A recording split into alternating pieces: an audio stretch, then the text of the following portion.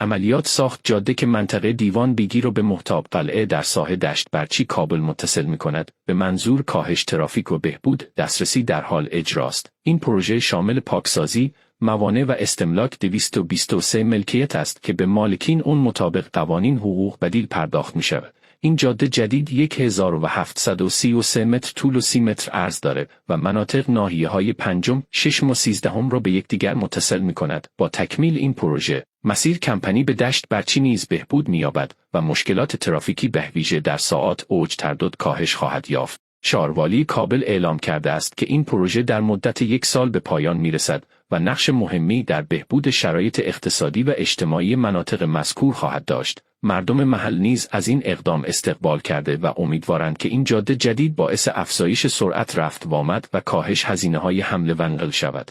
این پروژه بخشی از برنامه‌های توسعه زیرساختی کابل برای افزایش رفاه عمومی است.